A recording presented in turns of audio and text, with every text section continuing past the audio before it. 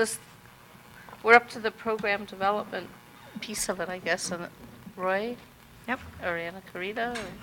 Yeah. So what we, at the last city schools meeting, I was not here. I think I was at a workshop or out of town. But there was a request to give an update on the programmatic development work that was approved by the City Schools Committee back in 2011-12. So I have our Director of Educational Services, Anna Carita Allen, here, and Roy Miller. And I also have to say, I believe we're going to be asking Cindy Montero and Juliet Dunn to chime in on this work. So they'll give an update on the project thus far. So I'll start us off, and then Ms. Allen and Ms. Dunn will chime in a bit here. I'm going to do a quick recap of how the program development work came to be, and then run through the city schools authorization, let's see, 2 years ago for that work, and a little kind of a summary report on where those contracts stand and the expenditures that we've made in that regard. And then Ms. Allen and Ms. Dunn will bring you up to date on the actual program development content itself, because it's really, and Ms. Montero may also want to contribute to that conversation to talk a little bit about what the outcomes and what the benefits of having done that work are. Roy, it looks like she may have to cue that up. Why don't we use the PowerPoint presentation that everyone has before them to review the first 3 slides? And Okay. yeah, I think she's got to get the disc. I can start at least with the background. About 2 years ago today, actually, the City Schools Committee authorized a program development effort in kind of mid to late 2011. There was a whole series of meetings where staff and others brought to city schools the rationale for what this program development work is all about. We had 2 or 3 sessions with you where the consultants appeared and described the contracts that they were going to put together. Staff appeared and told you what it was that we wanted to accomplish with the work. And the city schools ultimately authorized a set of contracts to be awarded, and we set a budget with you, and the stipulation for that work with city schools was that the funds, and I was incorrect when I said this at the last meeting, the funds actually were to come from MOU 1, not from MOU 2. And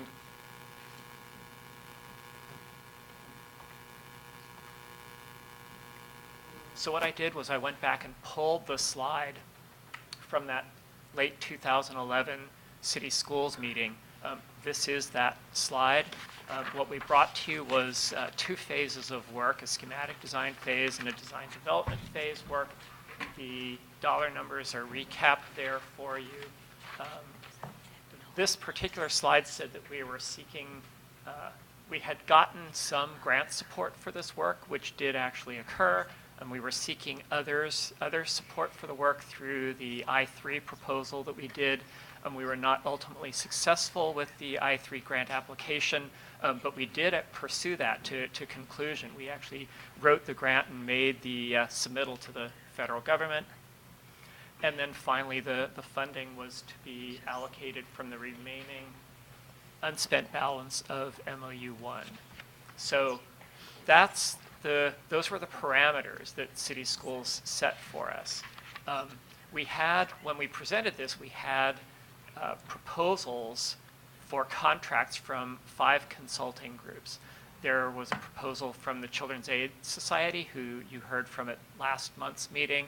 There was a proposal from the National Equity Project, a proposal from Partners in School Innovation, a proposal from the MIG group, and a proposal from the California School-Based Health Centers Association. And this is a recap that I just put together for you to show what the contract status is with each of these groups. In some of the cases, we completed the work with the consultant.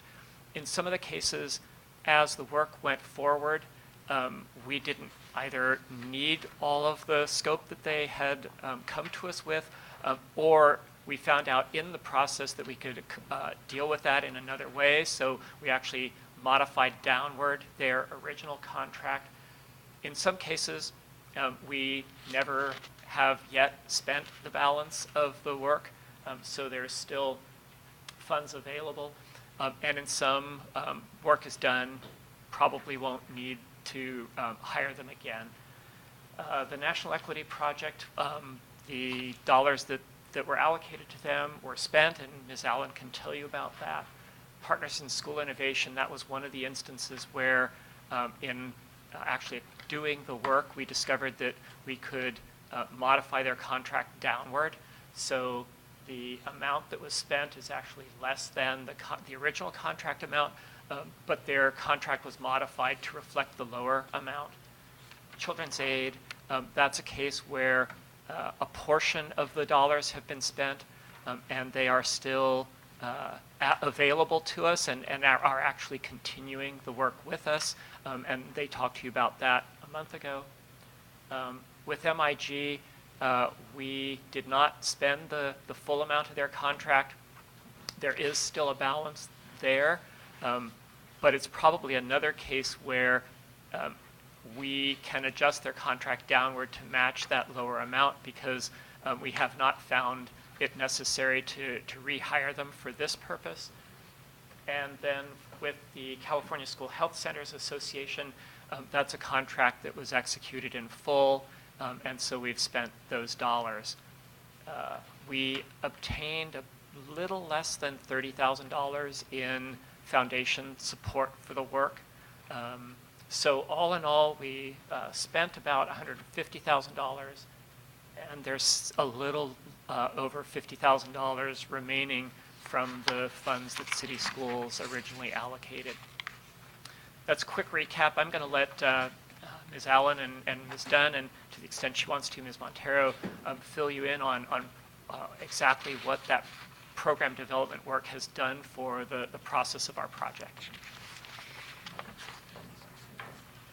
Good evening.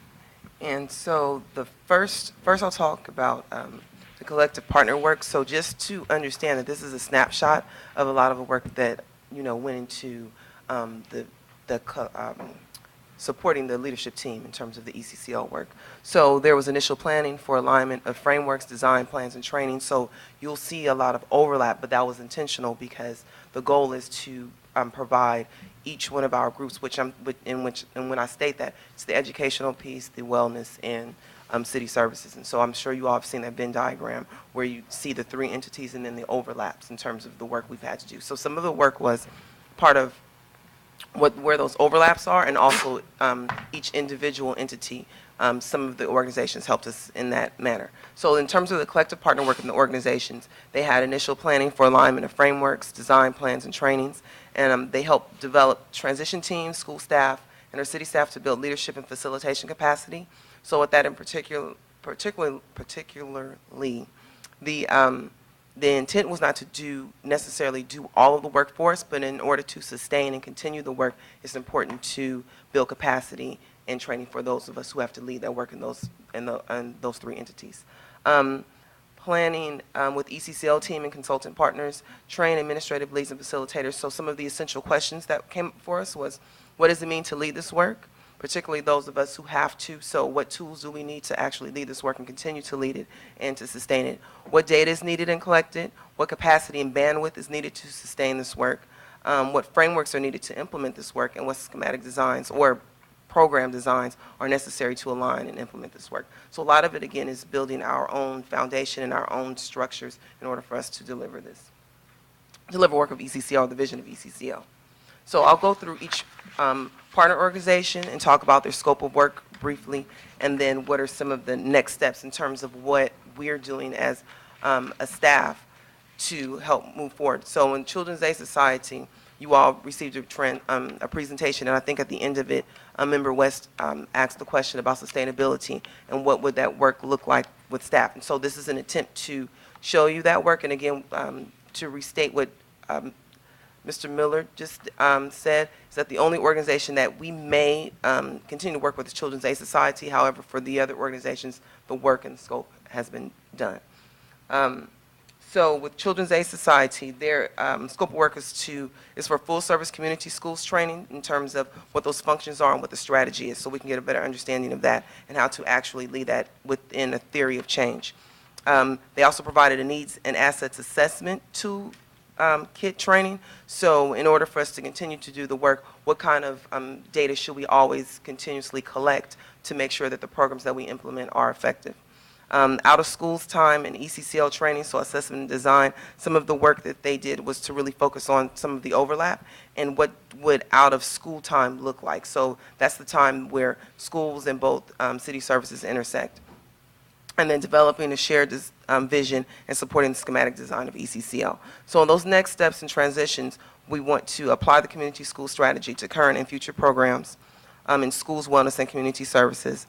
Include stakeholders in the community schools framework. So what does it look like in terms of their roles and responsibilities, and not necessarily just stakeholders around the table giving input, but actually what specifically is their role and what is the responsibility when you are thinking about a community, not only community schools, but also a community organization. So what are the roles of those, who don't have children in the schools, or what are the roles of our seniors, or roles of those who are single adults who don't have children, volunteers, et cetera. So it's really looking at the scope of those stakeholders and our partnerships. And then also next steps are supporting the coordination of services, and then assist with ECCL governance and operations. So I know that Sarah, who presented to you all last month, she talked a little bit about the governance and operations, and that will have to be something that's very orchestrated. And although I know there's joint use, what is that? MOUs that are happening, but also to think about the roles and responsibilities of the people who are actually engaged in it, and how would that work in terms of operations versus like technology or maintenance, et cetera. So that's some other work they can support us on.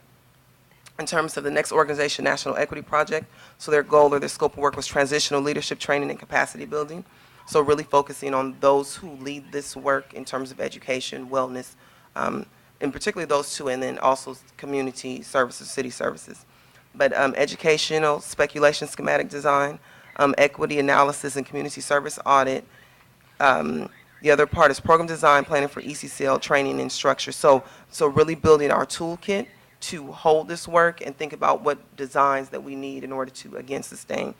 Change process model, school and family partnerships, so really thinking about what those partnerships are, can we sustain them, what do they bring to the table, and is it, because we were also in the process, I think prior, where we formally would just, anyone who would come to our door, we almost opened up our arms and we said, come on in. But that's not necessarily the best way to think about providing services, because it becomes a burden after a while when you have so many that are duplicating services, and then you spend more time managing versus actually being able to provide the service for our youth and for our community. And then also in the classroom, the focus on teaching, learning, and equity. So this is where we've studied what our best practices are, and that I think I've presented to both COC and to city schools in terms of our story and transition, where we started with our K-6 transitioning into K-8 and then 9-12. And then just looking at the scope of work in terms of full service community school structure. So what does that look like, a school structure, when you're just focusing on the school and the wraparound services? So next steps in transition is to utilize the program design to align current and future programs specific to ECCL vision, to utilize the design and implement current and future ECCL work collaborations. So there's the programs, but there's also the collaborations. to apply the Joyce Epstein's framework for parent involvement and engagement. So to really, so in terms of community schools, what's the framework that we really need to engage and bring in parents?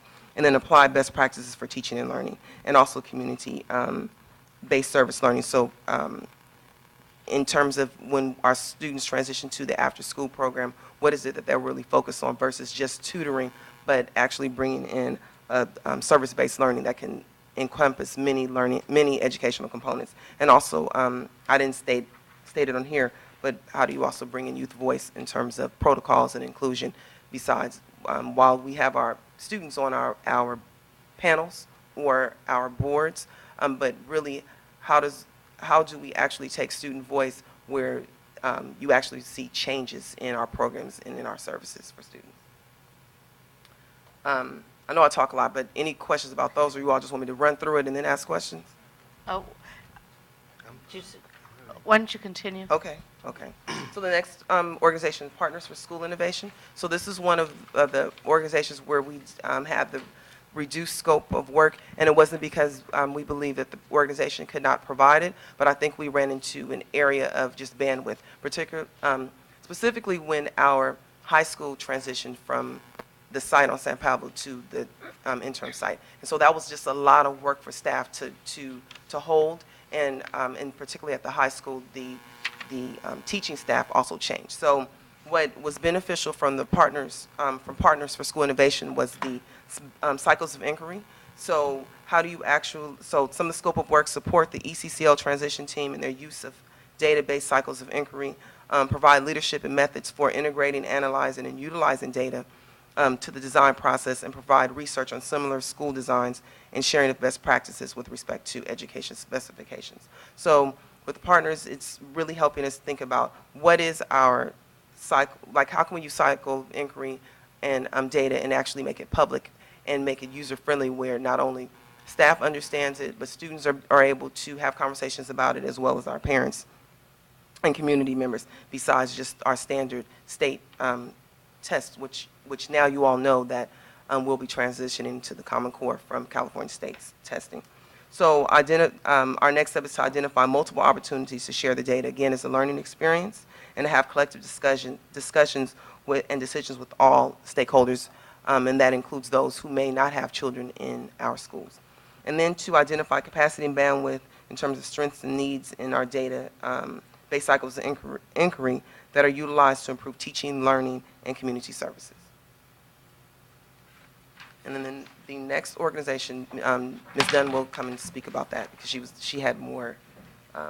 This is the California School Health Centers Association, actually worked a lot with our wellness department. Basically, we decided when we first looked at this, when we were thinking about having a school health center, was what do we need it for? Who needs it? What do people want? So we decided we needed to put together some kind of a very formal survey and data collection. So one of the things that we partnered with was the California School Health Centers Association, who's done this all over the nation, and we also talked to UCSF, which is the group that actually that sat down with us over a period of several months and put together survey information, not only with our students, with our parents, with the seniors, with community partners, and we went out and they showed us how to put surveys together, how to figure out what was necessary, because we needed to answer those questions, especially when we were looking at working with Roy on the design project with the architects. What do we need? How do we need it? What can we use for sustainability? What do people want? What would they buy into? And all of this was part of our secondary data review. So again, we went through student surveys, school staff survey, parent community members, and it's important to realize that our parents are community and our community members are community members as well. So when we looked through the surveys, we had to create different survey mechanisms for each one of those. Key informant interviews, city school board presentations, because when we came back with the information, we did report here as well as at the school board to let them know where there were concerns from folks and what people really needed. One thing we found is dental. Folks said, we don't have dental services. We want dental services. And that was very key because we also found out from our medical leader, dental services bring in a lot of money. and it's a very good way of utilizing the school-based health center, and it's not even, it's the community-based health center at this point, in terms of bringing in sustainability and monies and a service people want, and that's where we went towards. And then the data analysis and report presentation, all of that was part of this particular service that they gave us. Utilizing that information, we utilized it not only in the design process, but just recently, Lifelong, who's our medical lead, we worked with them on several grants, and we used this information, so it had legs of its own to identify what we were looking at, to identify how we were going to be moving together with, Sydney Montero was there at a lot of those meetings, moving together with city services so that we could provide what we needed for sustainable grants, not only from Alameda County, but from other places that we could get money, get funding. I keep saying get money. We're still going to continue to work with UCSF. They've invited us back, and when we get further funding, to do some in-depth work on needs and assessment, because this is going to be an ongoing process. You know, we've identified some things, but where else can we go? Because this is a national movement. A lot of medical services are going to be held at schools for the community as well as for the schools. So I saw an article, and they were talking about hospitals on school campuses, and I went, okay, that's maybe a little bit more than we're biting into, but those are some of the things that people are looking at. And in order to implement community schools and community-based health center programs, we use this information, and we use it all the time, and we will update it as we go forward to see what works and what doesn't work. So those are some of the things that we moved with that particular funding for. And our last organization's MIG Incorporated. And so if Ms. Montero wants to add anything, if it's fine, okay. So the scope of work was to build capacity development of the leadership team and collaborative work, particularly in the out-of-school time. So those overlap times, those after-school times, and so where the city services and school services address or provide those services for our students or youth. And then capacity development of the city's community services leadership team, so thinking about services collectively or broadly, meaning what are the services from students who are in preschool, from 0 to 5, to those who are school age, to those who are young adults, as well as our seniors. And then providing overarching program framework outlining the relationships of what does it look like in terms of education, the enrichment and recreation, and health and wellness. And thinking about a full service community hub. So again, this is an area where we are thinking about ages 0. You know, I hate to say what's that they say, the cradle to the grave. I can't stand that. But 0 and beyond. But really thinking about everyone, because I know a lot of times when you hear community school services, sometimes there's the question of what about the seniors? What about the adults who don't have children? So again, how are they engaged in this work? And then providing the community program design components, and then what MIG did is they assisted Children's Aid Society a lot in terms of particularly in the out-of-school time work. So I think the next steps in terms of the transition there is just utilize the framework and the design components and aligning those cross-sections of schools, city or community services, and also our wellness. And so all of those components, again, those intersecting, when you think about the Venn diagram, what do those intersections look like, and how do we implement program from those areas? So again, I know this is a snapshot and not in a full detail, but are there any questions, comments, discussion? Are there any comments? Any comments? Thank you both. I hope that the absent committee members will watch this afterwards, because you responded to their needs, and they're not present tonight, so in terms of their questions. But I want to thank you for that and for filling us in more depth about the different contracts that have been brought to bear on this whole project. So thank you very much.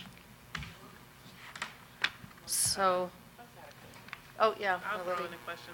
For, as mentioned in that second slide, I guess, about, maybe it was the third, sorry, where we have balance remaining. Yeah, that's it. That's the phrase. So if there are organizations from a programmatic standpoint, I guess, is that then going to be a source of funding for, if any future need, or if we need to reengage us, one of these organizations, we'll be able to tap into those dollars because we've allocated them from a program standpoint, I guess? That's entirely up to city schools. I hope that would be the case. I think it would be great if that were the case. And also, please keep in mind moving forward that you still have children's aid under contract, and there's still a future scope of work that we can define to continue the work with that group in particular. Okay. Thank you. Are there any questions from the public on this item? All right, seeing none.